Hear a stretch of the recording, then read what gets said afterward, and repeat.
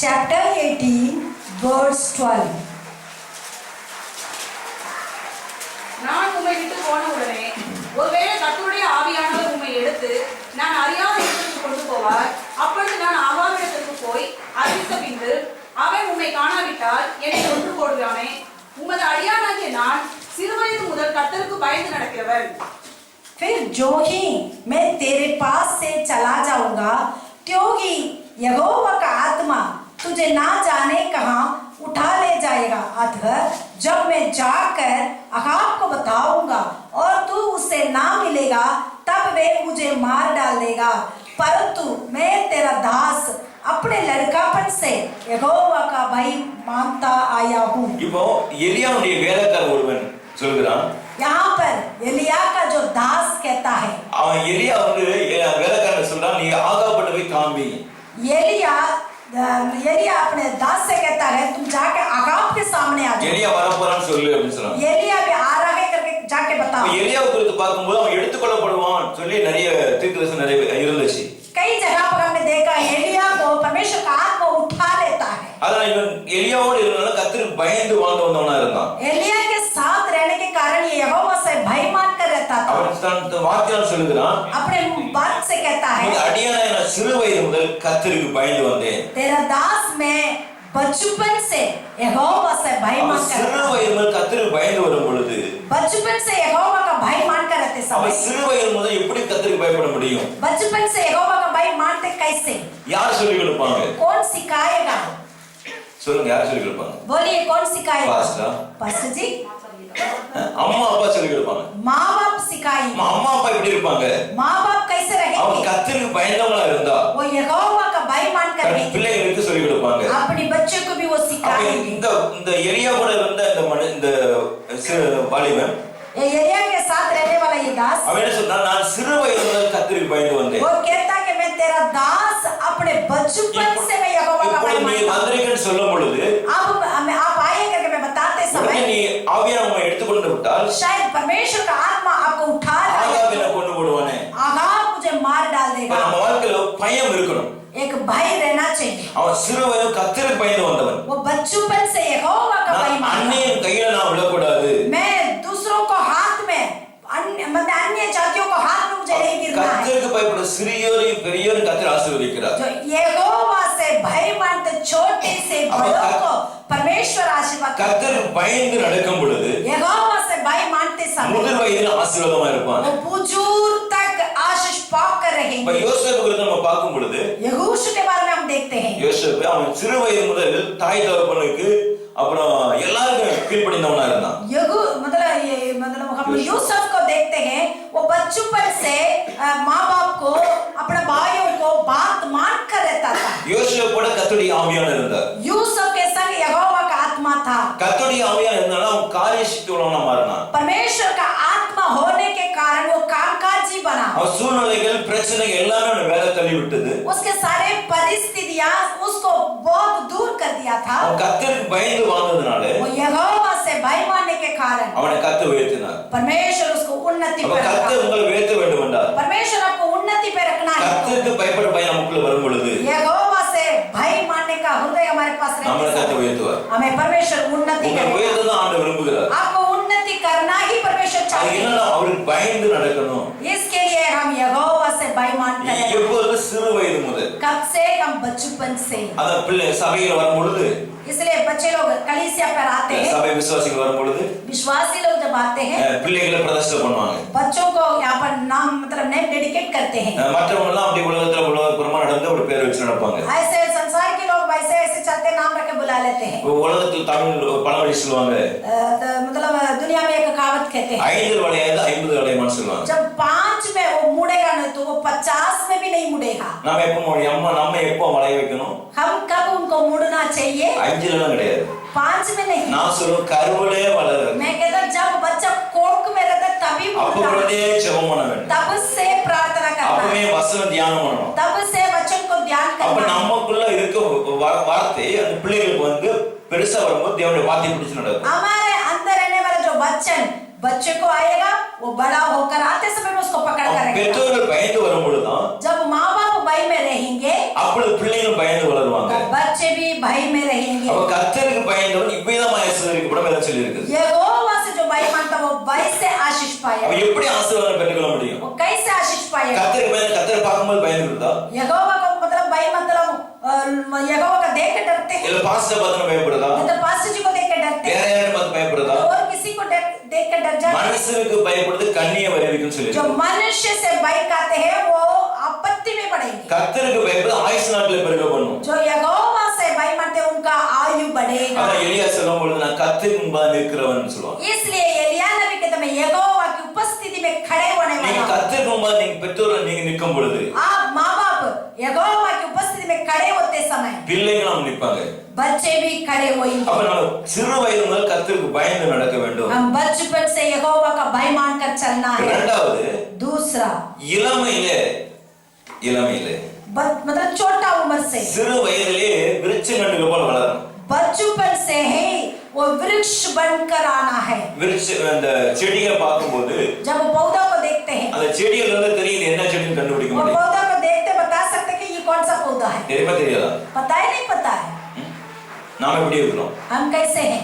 நம்ம நல்ல செடியா கெட்ட செடியா? हम अच्छा पौधा है बुरा पौधा है? காட்டு ஒளிவு மரமா தேவனுடைய சபையில ஒளிவு மரமா?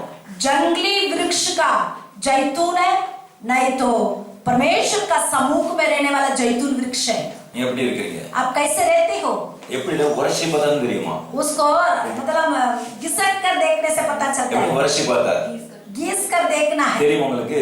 आपको पता நான் है? கடந்த எங்க வீட்டு பக்கத்துல ஒரு சில செடிகளை சுத்தம் பண்ணிட்டு இருந்தேன். मैंने पिछले हफ्ते में मेरा जो घर के पास में जो छोटे छोटे पौधे हैं उसको मैंने सही कर रहे थे। அப்ப வேண்டாம் செடி வெட்டிக்கிட்டு இருந்தேன். जो नेसेसरी नहीं है उसको मैंने निकाल रहे थे। அதுல ஒரு செடி வந்து வித்தியாசமா இருந்துச்சு. उसमें एक पौधा बहुत अलग रीति से பெருசா था। இருந்தா தெரியும். वो बड़ा होने से पता चलता சின்ன है। செடியா இருந்தனால बिल्कुल छोटा पौधा நான் அத தேச உடைச்சு பார்த்தேன். उसको थोड़ा सा मैंने पकड़ कर के मतलब उसको तोड़ कर அந்த देखा। இலையை உடைச்சு பார்த்த உடனே उसको पत्ता को तोड़ कर देखते அது समय எலுமிச்சம்பழம் ஸ்மெல் வந்துச்சு. उसमें जो नींबू का खुशबू आया। அப்ப அந்த செடி என்ன செடி?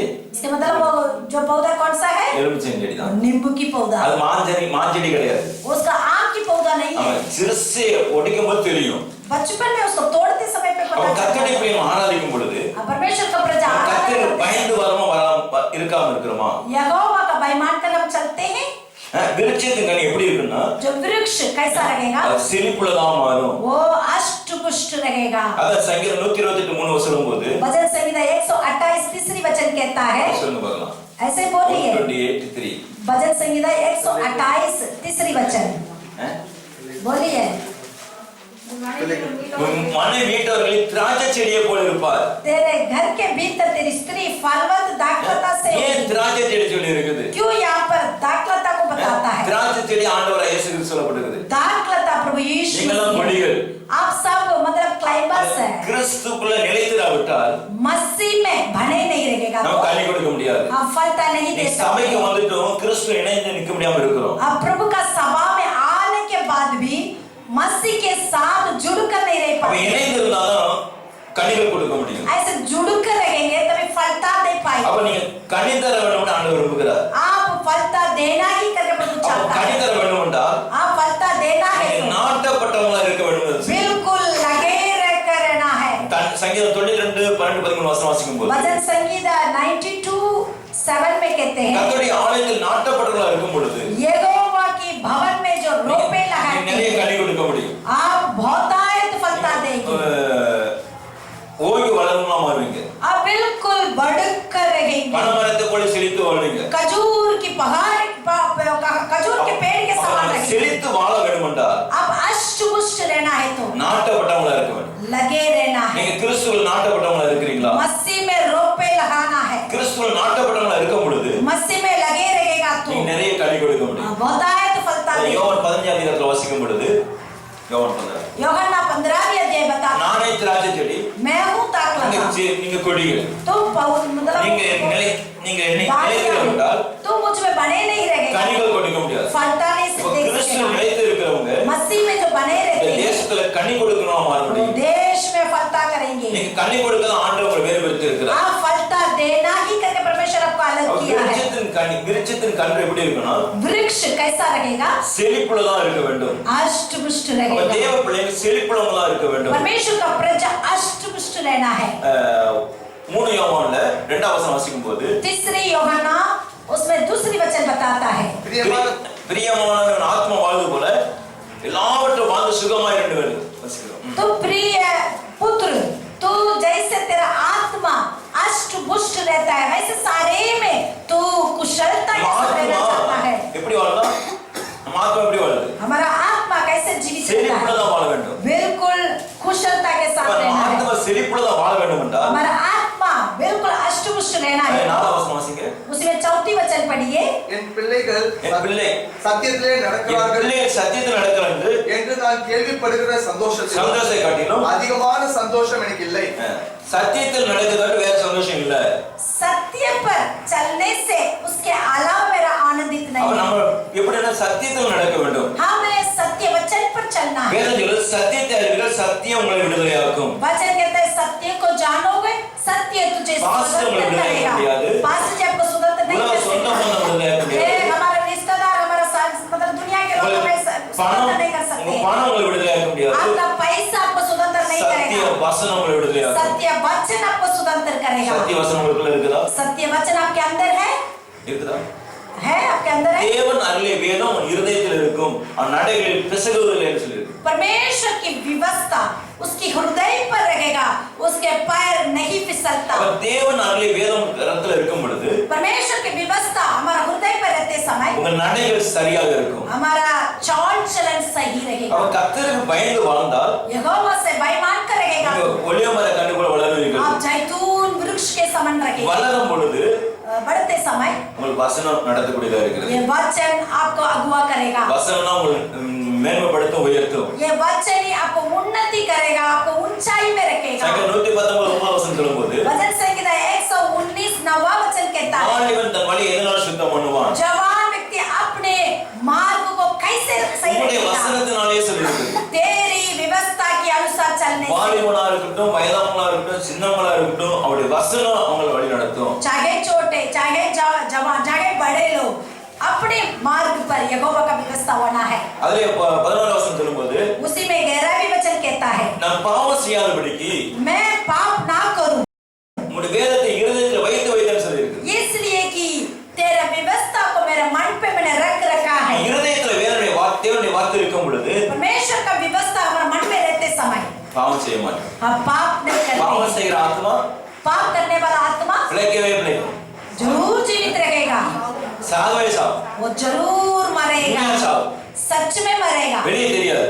बाहर नहीं दिखाई ஆத்மா देगा। உள்ளே சுத்திட்டு இருக்கும். वो आत्मा अंदर ही घूमता அவன் செய்யற रहेगा। எல்லா வேலையும் நஷ்டம் வந்துட்டே இருக்கும். हमें जो कुछ काम करते हैं उसमें सारा नष्ट होते உங்க रहेगा। ஆத்மா பிழைக்க வேண்டும் என்றால் आपका आत्मा जीवित रहना है तो தேவனுடைய வசனம் உங்களுக்குள்ள இருக்கணும். यहोवा की व्यवस्था अंदर रहना है। அதான் யோவான் சொல்லப்படுதுன்னு சொன்னாருன்னா उसमें यूहन्ना क्या कहता है, என் பிள்ளை சத்தியத்தில் நடக்கிறது குறித்து मेरा बच्चों सत्य वचन पर चलते हैं। பணம் சம்பாதிக்கிறான் அது இல்ல, पैसा कमाते हैं उसमें नहीं, நல்லா படிச்சிருக்கான் இல்ல, अच्छा पढ़ाई किया उसके बाद சத்திய में வசனத்துல இருந்தாலும் ஆசீர்வாதம். सत्य वचन पर रहेंगे वही இந்த आशीर्वाद। வசனம் உங்களை மேன்மைப்படுத்தும் உயர்த்தும் உங்களை உருவாக்கும். ये वचन आपको बनाएगा, आपको उन्नति में लेकर जाएगा, आपको ऊंचाई में रखेगा। யோசேப்புக்கு கர்த்தருடைய வசனம் அவனை புடமிட்டது. यूसुफ को हम देखते हैं परमेश्वर का वचन ही उसको परखा। சிறு வயதிலே தேவனுடைய வார்த்தை தகப்பன் இருந்து கேட்டான். बचपन से उसने अपने पिताजी के पास रहकर परमेश्वर का व्यवस्था को उसने सीखा।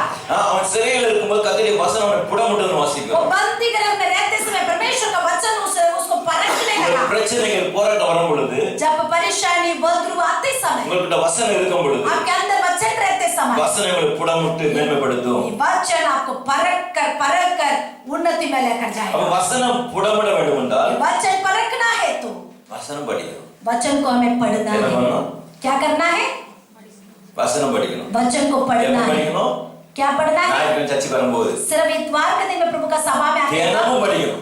प्रतिदिन पढ़ना है। எல்லாரும் கேட்போம் வசனம் நீ படிச்சீங்களான்னு கேட்டா कई लोग से हम पूछते हैं आज बाइबल पढ़ा? என்னைக்கெல்லாம் கேட்கறோம் அன்னைக்கு படிக்க மாட்டாங்க. जिस दिन पूछते हैं उस दिन नहीं पढ़ा बोलते हैं। அப்ப நம்ம எப்படி ஆண்டோட வசனம் மேல போக முடியும்? फिर कैसे परमेश्वर का वचन हमें उन्नति में लेकर जा सकता है? வசனம் உங்களுக்குள்ள இருக்கும் பொழுது वचन अंदर रहते समय உங்களை மேன்மைப்படுத்தும். आपको ऊंचाई में எந்த மனுஷனும் மேன்மைப்படுத்தாது. कोई भी व्यक्ति आपको उन्नति नहीं दे सकता है। வசனம் தான் இயேசு கிறிஸ்து. वचन ही यीशु அந்த मसीह है। இயேசு கிறிஸ்து நீங்க உள்ள வச்சிருக்கும் பொழுது वो यीशु मसीह को आप अंदर रखते समय எல்லாம் சின்னதாயிரும். सब कुछ छोटा हो जाएगा। இயேசு பெரியவரா பொருள் பெருசா? यीशु बड़ा महान है और आपका मतलब आपका जो चीज बड़ा है। இயேசு பெரியவர் உண்மைதானா? यीशु मसीह बड़ा महान है। இயேசு பெரியவர்னா यीशु मसीह बड़ा महान है तो நாம ஞாயிற்றுக்கிழமை என்ன பண்ண மாட்டோம்? हम विश्राम दिन हम क्या नहीं தேவனை करेंगे? ஆராதிக்கனால என்ன பண்ண மாட்டோம்? प्रभु का आराधना करने का समय क्या करेंगे, क्या नहीं करेंगे? சொல்லுங்க. बोलिए। சர்ச்சுக்கு வராம चर्च के आने बिना இருக்க மாட்டோம். रहेंगे नहीं। அந்த தாவீது சொல்லும் பொழுது, दाऊद कहता है ஆலயத்துக்கு போன்னு சொல்லும் பொழுது परमेश्वर का भवन में जाने के சந்தோஷமா வந்தான். मैं आनंदित के साथ आया। ராஜா பெரிய ராஜா, राजा बड़ा राजा है। அவங்க ஃப்ரெண்ட்ஸ் சொல்றாங்க, उसका दोस्त लोग कहते கீழ हैं, இருக்கவங்க வேலைக்காரங்க சொல்றாங்க, उसका दास लोग कहते हैं, ராஜா ஆலயத்துக்கு போவோமா? राजा यहोवा का भवन में चले। நைட் எல்லாம் நான் முடிச்சிட்டு இருந்தேன், मैं पूरी रात நிறைய வேலை जाग இருந்துச்சு, बहुत काम நீங்க போயிட்டு வாங்க சொல்ல. आप चले जाओ। ஆனந்தத்தோடு சந்தோஷத்தோடு வந்தான். आनंदित के साथ चल पड़ा। அதனால கர்த்தர் உன்னை உயர்த்தினார். इसलिए परमेश्वर ने उसको उन्नति கர்த்தர் में உங்களை என்னை உயர்த்த வேண்டும் என்றார். आप और मुझे परमेश्वर उन्नति में रखना है। ஆலயத்தை நோக்கி பாருங்க. यहोवा के भवन को देखो। ஆலயத்தின் சம்பூர்ணத்தினால் உங்களை ஆசீர்வதிப்பான்னு சொல்றார். यहोवा की भवन की संपूर्णता से तुझे मैं आशीर्वाद करूंगा। சியோனில் வாசமா இருக்கிறவர்கள் जो सिय्योन में रहते हैं எருசலேமிலே வாசமா இருப்பாங்க. वो सिय्योन के लोगों यरूशलेम में बसे रहेंगे। அப்ப அவங்க என்ன பண்ணுவாங்க? இனி அழுது கொண்டிராய். अब वो रोएंगे नहीं। நீ சியோனை நோக்கி பார்க்கும்போது, तू सिय्योन का लोग बनकर रहते தேவசமத்தை நோக்கி பார்க்கும்போது यहोवा की भवन की ओर तरफ से देखते நாம என்ன பண்ண மாட்டோம்? हम कैसे नहीं रहेंगे? அழ மாட்டோம். हम रोएंगे இல்லன்னா என்ன பண்ணுவோம்? नहीं तो क्या होंगे?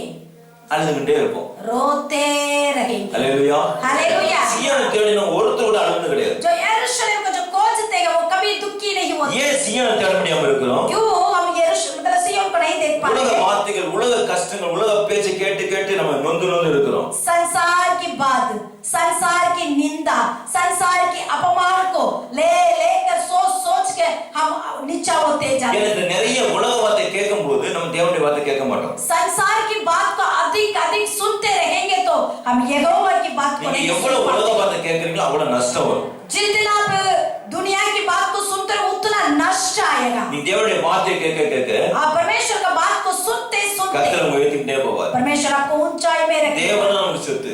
परमेश्वर ही हमारा धन है। உலகத்துல சொத்துலாம் அழிஞ்சு போயிடும். ये संसार के धन सारा मिट जाएगा கொஞ்ச நாளைக்கு தான், थोड़ा समय के लिए। கொஞ்ச நாளைக்கு தான். ஆமாவா இல்லையா? थोड़ा समय के लिए ऐसे ही नहीं है।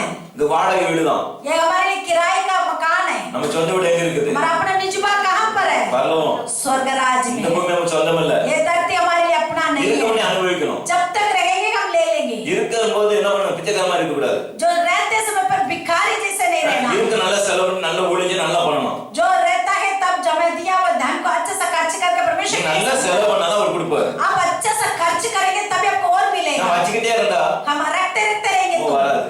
नहीं आएगा। ஊர் இறக்கிற கிணறு ஊரும், இறக்கிற கிணறு நாரும்.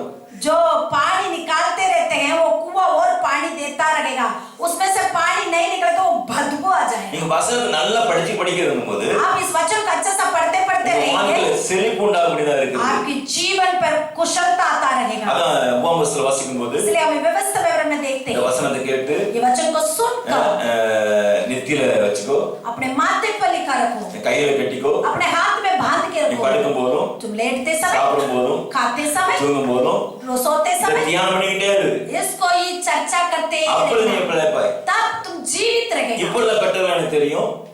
இப்போ உள்ள आजकल का जो पेरेंट्स है சாப்பிடும் போதும், खाते समय, தூங்கும் போதும் सोते समय, படிச்சியா, भूख है, டிவி பாக்குறிய, टीवी देख रहे हैं, மொபைல் வச்சுக்கிறியா, मोबाइल दे दो, நீயே சொல்லிட்டே இருப்பாங்க. यही बोलते रहेंगे।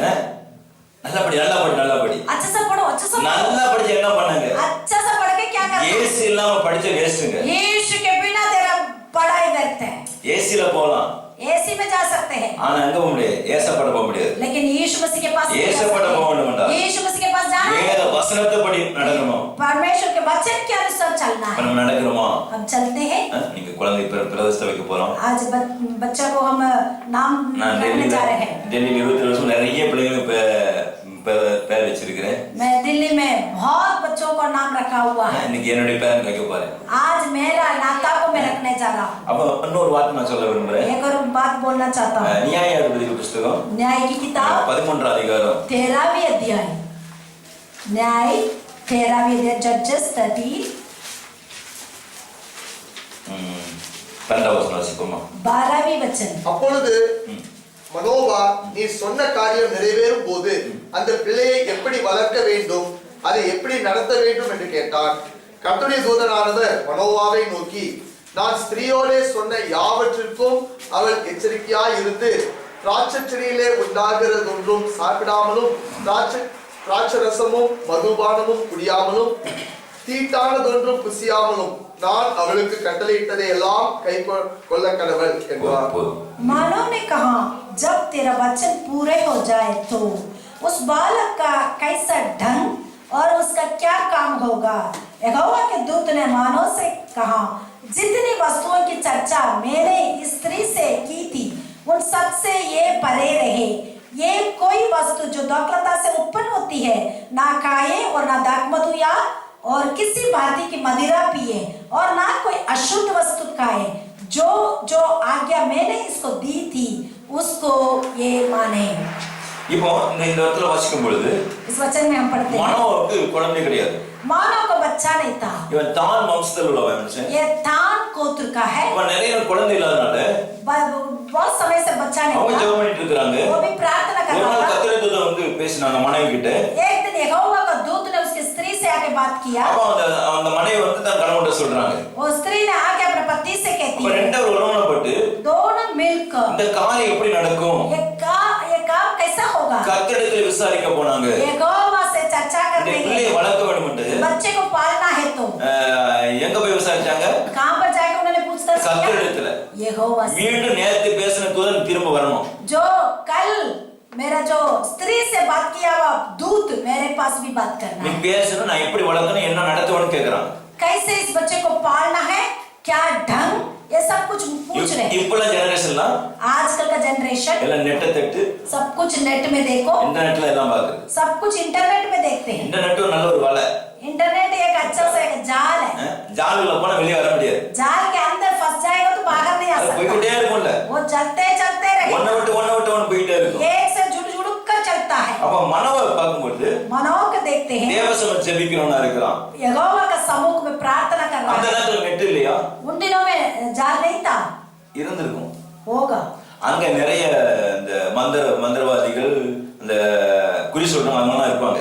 आप मतलब तब बहुत सारा जादू टोना वाले और तंत्र मंत्र कहने அவங்க वाले எல்லாம் போய் கேட்டுட்டு இருந்திருப்பாங்க. उनके पास जा जाके पूछा, ஆனா இவங்க அவங்க எல்லாம் கேட்கல. लेकिन ये लोग ऐसे நேர தேவசமுத்திர கேட்டாங்க. सीधा यहोवा को उपस्थिति में गए। நெட்டுக்கு தப்பு இல்ல, जाल रखना गलत नहीं है, தேவையான மட்டும் பயன்படுத்த வேண்டும். जो जरूरत से वही देखिए। இந்த வசனத்துல பார்க்கும்போது ये वचन में हम देखते हैं, அந்த மனோவை கேக்குறாரு, मानव நீ पूछता है, சொன்ன காரியம் நடக்கும் பொழுது जब जो आपने बताया वो वचन पूरा होते समय இன்னும் பிள்ளை பிறக்கல, अब बच्चा हुआ नहीं அந்த है, பிள்ளை எப்படி நடத்தணும், उस बच्चे को क्या ढंग से पालना है, எப்படி நடத்தணும் போட்டுக்குது, कैसे எப்படி வளர்க்கணும்னு போட்டுக்குது. कैसे ढंग, இரண்டாவது நடத்தணும். दूसरा क्या काम को நம்ம பண்ற வேலை முத வேலை பண்ணிருக்கோம், हम पहला काम तो कर देते हैं, நல்லா வளர்த்து விடுறோம், बच्चे को अच्छा सा पाल लेते हैं, நடத்த தெரியல. चलाते नहीं है। பிள்ளைய நடக்கும்போது बच्चे जब चलाते हैं, பிள்ளையாண்டவர் நடக்கணும்னு நடத்தினால் जो जो बच्चे को कैसे चलाना है वैसे चलेगा तो நெஞ்சில மதியானம் இருக்குமா, उसकी जो छाती पर मूर्खता रहती है, தண்டனையின் பிறகு அவனை அகற்றும். उसको जो मतलब छड़ी से उसको हटाना है। அப்ப தண்டனையின் பிறகு வந்து அன்பினால வசனத்தினால சொல்லிக் கொடுக்கும் போது பிள்ளைய மாறி வளருவாங்க. दंड देने का छड़ी मतलब परमेश्वर का वचन से, परमेश्वर का प्रेम से उनको सिखा कर उसको हटाना है। வளர்க்க மட்டும் போதாது, நடத்த அறிந்து கொள்ள வேண்டும். बच्चे को मतलब पालना ही सिर्फ नहीं, उसको चलाना भी सिखाना है। அதான் சொல்லு, அந்த பிள்ளை வளர்ந்து वो बच्चा बड़ा होकर கர்த்தர் அவனை ஆசீர்வதித்தார். परमेश्वर उसको நீ आशीष दिया। கர்த்தரிடத்தில் விசாரிக்கும் பொழுது परमेश्वर से चर्चा करते அந்த समय பிள்ளை வளரும், वो बच्चा बढ़ेगा, கர்த்தர் அவனை ஆசீர்வதிப்பார். परमेश्वर उसका आशीर्वाद நீங்க करेगा। நான் ஆசீர்வதிக்க முடியாது. आप और हम आशीर्वाद நம்ம नहीं कर தேவனுடைய सकते। வசனத்தை ஊட்டும் பொழுது, आप परमेश्वर का वचन को खिलाते வசனத்தை समय, இந்த பிள்ளை நடக்கும் போது परमेश्वर का वचन के अनुसार चलाते समय வசனம் அவனை உருவாக்கி கொண்டு வரும். ये वचन उसको बनाते அதான் நான் रहेगा। யோசேப்புக்கு சொன்னேன். इसलिए मैं यूसुफ के बारे में बताऊं। யோசேப்புக்கு கர்த்தருடைய வார்த்தை தான் அவனை நடத்திச்சு. यूसुफ को परमेश्वर का वचन ने बनाया। சிறு வயதுல அம்மா இறந்துட்டாங்க. बचपन पे ही उसका माँ मर गई। அப்புறம் அவன் கொஞ்ச நாள் கழிச்சு வாலிப வயசுல என்னாச்சு, தன் அண்ணனுங்க அவன் வித்து வேற ஊருக்கு அனுப்பிச்சிட்டாங்க. थोड़ा बड़ा होकर आते समय उसका जो भाई लोग ने उसको बेच कर मतलब दूसरे देश में भेज दिया। கர்த்தர் சொன்ன வார்த்தை நிறைவேறும் வரைக்கும் அவன் நடத்திட்டான். जो यहोवा ने जो बताया वचन पूरा होने समय तक उसको परखने लगा। வசனத்தின்படி நடந்ததனால वो वचन के अनुसार चलने के சிறு कारण பிராயத்திலே அவனுக்கு 2 தரிசனம் கிடைச்சது, சொப்பனம் கிடைச்சது. छोटा उम्र पे उसको 2 दर्शन मिला। அந்த 2 சொப்பனமும் பேரண்ட்ஸ் அவங்க பிரதர்ஸ் எல்லாம் நம்பல. उसको वो जो 2 दर्शन को उसका भाई लोगों ने उसका विश्वास नहीं किया। நம்பாதனால அந்த தரிசனம் சொப்பனம் மறைஞ்சு போறல. विश्वास नहीं किया, इसलिए वो दर्शन वो ऐसे छुपा नहीं। கர்த்தர் உங்களுக்கு ஒரு எனக்கு சொல்லி இருந்தா परमेश्वर आपके बारे में मेरे बारे में कुछ बताया तो நிச்சயமா நிறைவேற்றுவார். जरूर पूरा होगा। 133 சங்கீதம் வாசிக்கும் போது 139वां अध्याय கரை உருவாகும் முன்னமே मां की कोख में उत्पन्न होने से पहले அவன் தெரிந்து கொண்டார். आपको परमेश्वर ने चुन लिया है। தெரிந்து கொண்டிருந்தால் आपको चुना है तो முடிவு மட்டும் நம்ம நடத்துகிறவரா இருக்கிறார். अंत तक चलाने वाला परमेश्वर है। அவர் லூக்கா வாசிக்கும் பொழுது लूका सुसमाचार में पढ़ते हैं அந்த பிள்ளை வளர்ந்து वो बच्चा बड़ा ஆவியிலே பலம் பெற்றது. वो आत्मा में बल पाया। மனித தயவிலும் मनुष्य का अनुग्रह से தேவ கிருபையிலும் परमेश्वर का दया से வளரணும். वो बढ़ता நம்ம आया। பிள்ளை எப்படி வளரணும்? हमारे बच्चे कैसे बढ़ना है? மனுஷ தயவு வேணும், मनुष्यों का दया चाहिए, தேவ கிருபை வேணும். परमेश्वर का अनुग्रह चाहिए। மனுஷ தயவே போதும், மனுஷன் முன்னாடி போயிடக்கூடாது. मनुष्य का दया काफी है करके मनुष्य के पीछे नहीं தேவ जाना। கிருபை கண்டிப்பா நமக்கு தேவையா இருக்கு. परमेश्वर का अनुग्रह बहुत जरूरत है। நம்மள வேறுபடுத்த காரணமே हमें अलग इसलिए किया है அவருடைய பிள்ளைகளா மாற முடியாது. उनका बच्चा होकर रहने के लिए। யோவான் 1:12 வாசிக்கும் போது इसलिए யோहन्ना पहला अध्याय 12वें அவர் वचन में நாமத்துல எத்தனை விசுவாசம் வைத்திருக்கிறார்களோ उनका नाम से जितने लोग उनका नाम को ग्रहण किया है அத்தனை பேர் அவர் பிள்ளைகளா வந்து அதிகாரம் கொடுத்திருக்கிறார். सबने उनका बच्चा बनने का, उनका संतान बनने का अधिकार मिला है। நம்ம பிள்ளைங்க யாரு பிள்ளைங்க हमारे बच्चे सब किसका बच्चे हैं? சொல்லுங்க. बोलिए ஏசு பிள்ளைங்களா? यीशु मसीह का சேட்டை बच्चे பண்ணா हैं। என்ன சொல்லுவோம்? जब गलत काम करते समय, சேட்டை பண்ணும்போது जब उल्टा काम करते समय எல்லா மிருகத்தையும் கூட்டுவீங்க. அல்லேலூயா. सारे जानवर को बुला लेते हैं, அது கோச்சுடும். वो उसको गुस्सा आ जाएगा। உங்க பிள்ளை கர்த்தருடைய பிள்ளையா இருந்தாங்க. हमारा बच्चे परमेश्वर का बच्चे हैं। உங்க பிள்ளைன்னு சொல்ற காட்டிலும் आपका बच्चे कहने से बढ़कर கர்த்தர் கொடுத்த உங்களுக்கு gift. परमेश्वर आपके लिए दिया हुआ एक ट्रेजर है। கர்த்தருக்காக வளர்த்து விடணும். इसको परमेश्वर के लिए पालना है। அத மோசே அம்மா அப்படிதான் வளர்த்தாங்க. ऐसे मूसा का माँ ने पाला। அந்த பார்வோனுடைய குமாரத்தி சொல்றா, जो फरून की बेटी कहती है, நான் நைல இருந்து மோசே எடுத்து जो नई नदी से मूसा को उठाकर இந்த பிள்ளையை கொடுத்து इस बच्चे को देगा, பிள்ளை எனக்கா வளர்த்து விடு. इस बच्चे को मेरे लिए पालो। யாருக்கு சொல்றாங்க? किससे कह रही है? அந்த தாய்கிட்டே சொல்றாங்க. उसकी माँ से कह रही है। நீ எனக்கா வளர்த்து விட்டா इस बच्चे को मेरे से पाल दिया तो உனக்கு என்ன கொடுப்பேன்? मैं तुझे क्या சம்பளம். दूंगी? मतलब मजदूरी दूंगी। அப்ப நம்ம பிள்ளையை வளர்க்கும் போது बच्चे को पालते समय தேவன் அதுக்கு எல்லா தேவையும் சந்திப்பார். परमेश्वर उसके सारे जरूरतों को पूरा करेगा। இப்ப பார்வோன் வளர்த்து நல்லா வளர்த்து, பார்வோன் குமாரத்தை வளர்த்து நல்லா வளர்த்திருக்க மாட்டான். शायद फरून की बेटी बड़ी करते तो वो बच्चे को ठीक से नहीं पाला அப்ப होगा। அந்த பார்வோனுடைய மோசையோட அம்மா வளர்த்ததுனால जो मूसा का माँ ने उसको पाला, சிறு பிராயத்துல சொல்லியிருப்பாங்க, बचपन से क्या सिखाया? வசனம் சொல்லி சொல்லி வளர்த்திருப்பாங்க. वचन सिखा सिखा कर पाला। வேதத்துல பார்க்கும்போது हम पवित्र எபிரேய ஸ்திரீகள் एब्रोनी स्त्री தங்கள் பிள்ளைகளுக்கு பால் கொடுக்கும் பொழுது अपने बच्चों को दूध पिलाते समय வசனத்தை சொல்லி சொல்லியே கொடுப்பாங்க. वचन सिखा सिखा कर पालते हैं। இப்ப நம்ம சாப்பாடு கொடுக்கும்போது आजकल हम खाना खिलाते समय, முன்னாடி தான் கேள்விப்பட்டிருக்கிறேன், मैंने सुना हुआ है, பூச்சாண்டி வரான், பிசாசு வரான், அவன் வரான், கள்ள வரான்னு சொல்லி கொடுப்பாங்க. वो चोर आ रहा है, वो आ रहा है, ये आ रहा है करके डर के मार के खिला देते हैं। நம்ம பிள்ளைங்க பால் சாப்பாடு கொடுக்கும்போது हम अपने बच्चों को खिलाते समय பாட்டு பாடிட்டே கொடுக்கணும். गीत गाते गाते वचन खिलाना नहीं है, கொடுக்கணும். वचन बोल बोल कर खिलाना है। பாட்டுக்கு பால் ஆகாரம் சரீரத்துக்கு போகும், जो आप गीत गाते रहेंगे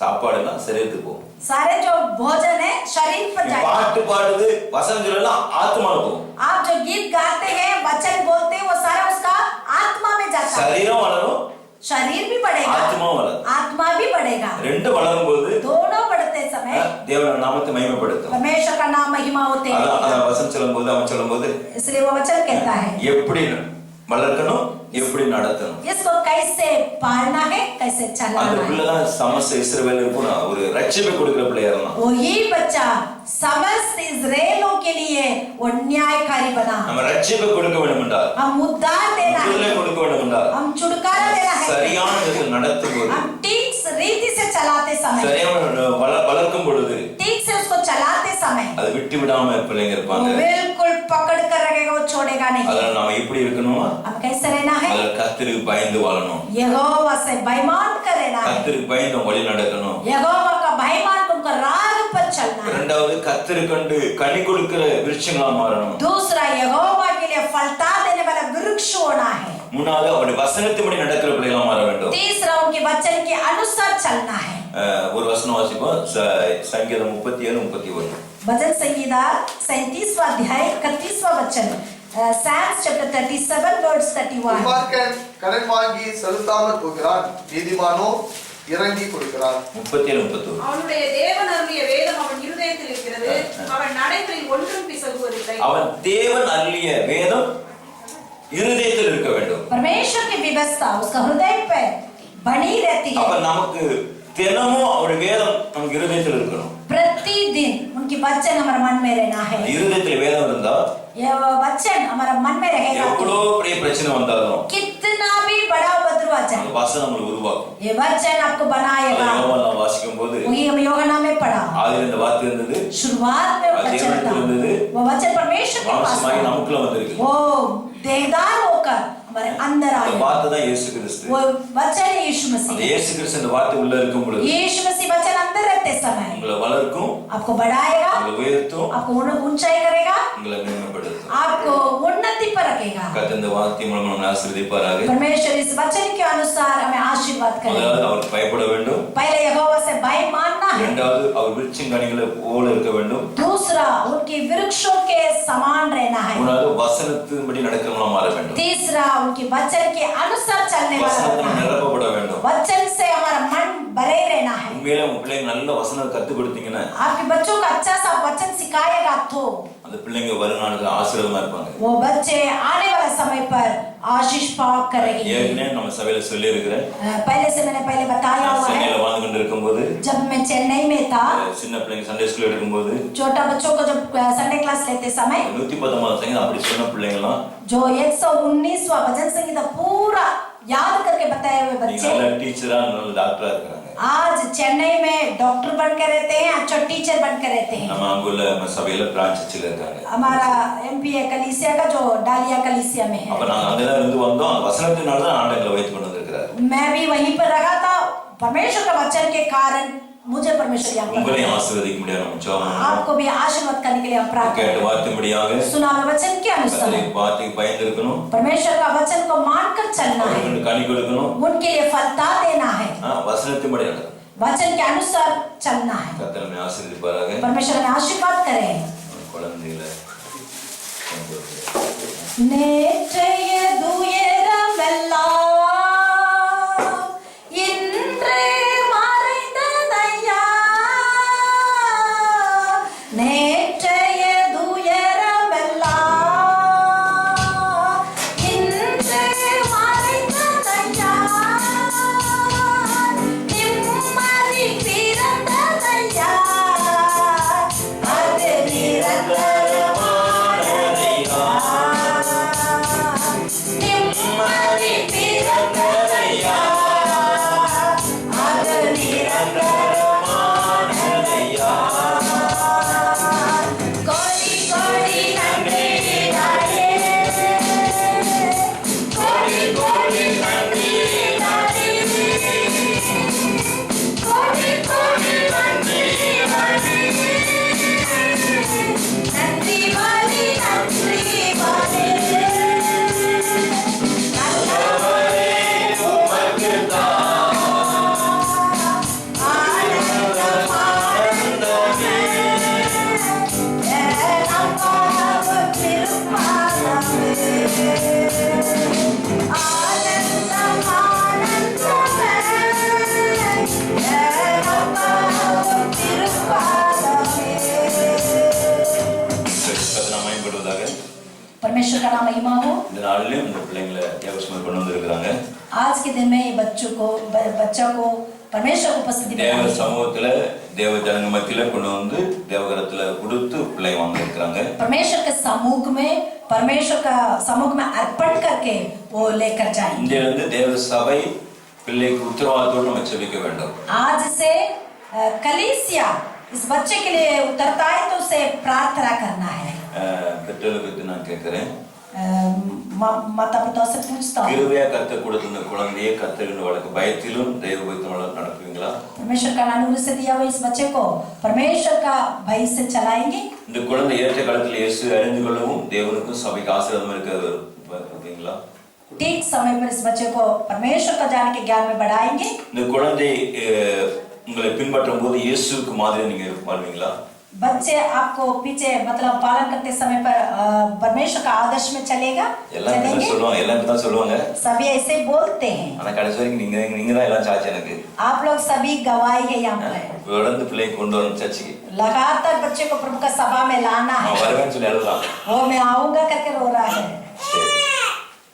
சரி, பிரைஸ் லார்ட். வச்சா மன குழந்தை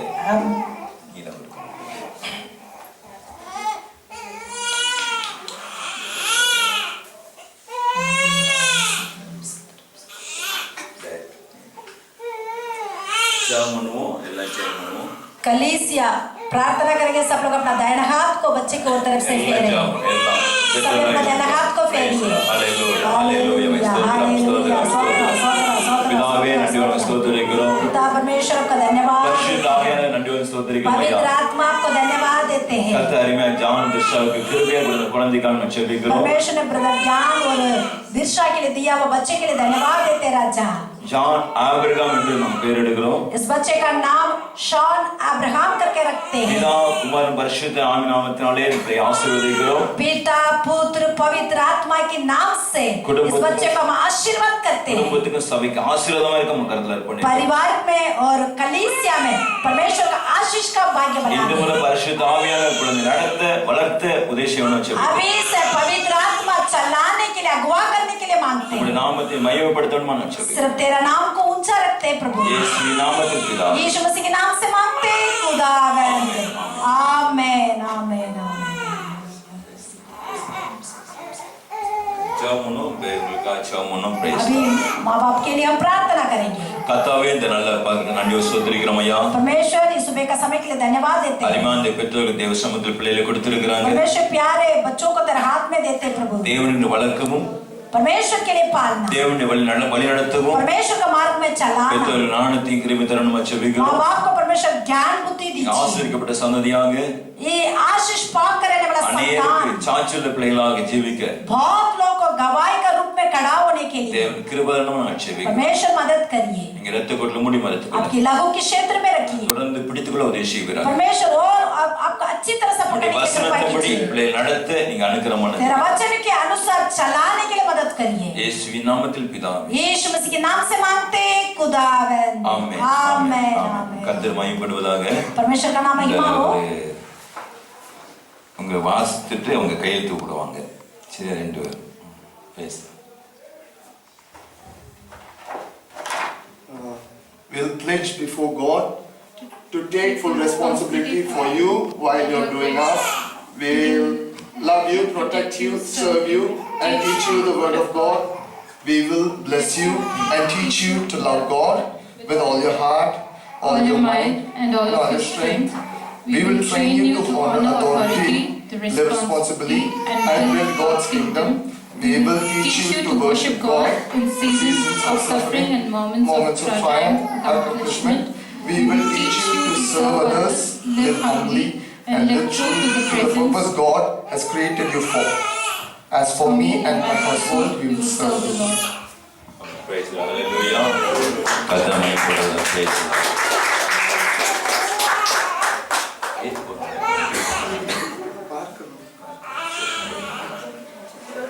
Praise. சரி, நான் ஜெபம் பண்ணுவோம். हम सब प्रार्थना करेंगे. சரி, ஜெபம் பண்ணிக்குவோம். अभी हम प्रार्थना करेंगे.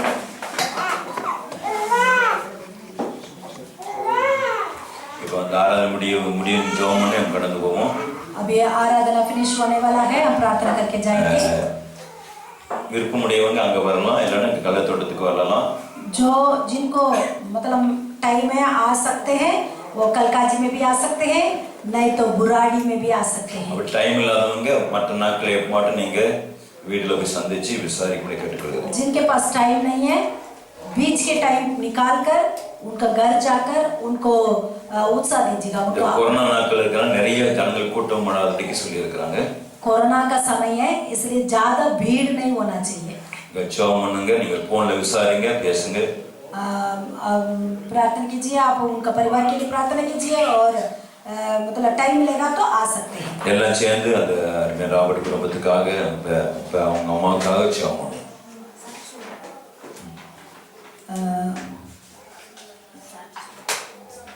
சார்ஜ் சரி சார்ஜ் ஒரு சார்ஜ் சொல்லுங்க. ஒரு சார்ஜ் கர்த்தருடைய பரிசுத்த நாமத்துக்கு ஸ்தோத்திரம்.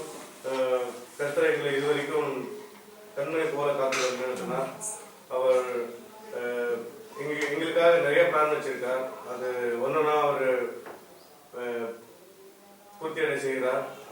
இப்போதுக்கோ உங்களுக்கு எல்லாத்துக்கும் தெரியும், 2013 we blessed with two babies, twins.